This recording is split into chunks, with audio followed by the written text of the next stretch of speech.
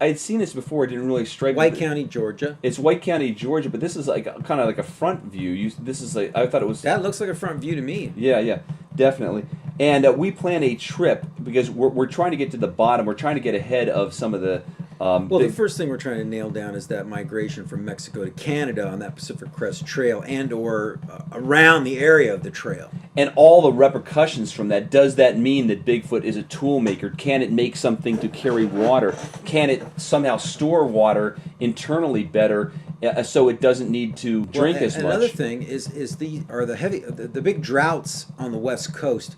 Have they interrupted that migration? Is that something we're going to be able to find out? Yes, yes. And the thing is, I think all Bigfoot are related. I mean, they came over, let's say, the Bering Strait 12,000 years ago, or maybe in a previous cycle, but not that much prior to 12,000 years ago. Now, they wouldn't have all evolved that much differently. You don't evolve that quickly in 10,000, 12,000 years. I mean, humans 12,000 years ago would look virtually the same as they do now. It's not like all of a sudden you have a new species in 12,000 years.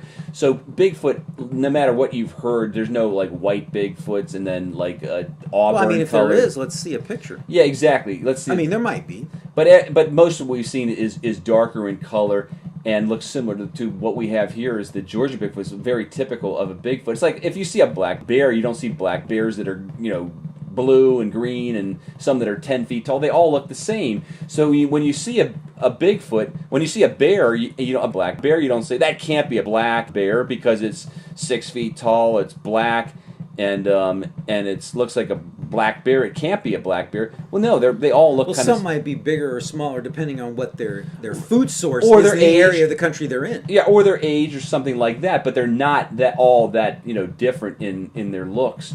But we want to get to the bottom of some of the different. Now, if they do have the ability to hold water better, then they would also have that in Georgia. They may not have the use for it. It's like if humans adapt certain things where they are able to swim, and then you live in the desert and there's no water, well, you have no need to swim, but you Right. still know how to swim. Sure. So we'll talk more about this migration from Canada to Mexico because it's important, and all these Bigfoot likely migrate no matter, and from Georgia to Florida, for example, and back.